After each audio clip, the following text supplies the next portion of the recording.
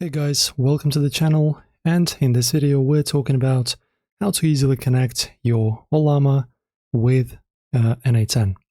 So guys, firstly, of course, you will have to go to the Ollama website and of course create a model. So for example, I'm already registered and you just go to my models, and as you can see I have this a test model created which we will use.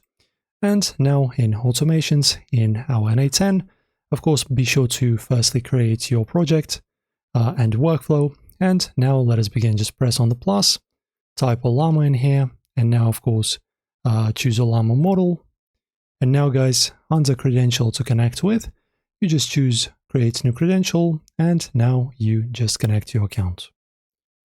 Okay guys, and after you basically create your model, you just basically make sure to download the application of Ollama to your computer. So just press on download and just make sure that it's running so that you can grab the actual URL, and it should be the same, as the one in here. And after that you just click on save and your Ollama should now be working and up and running.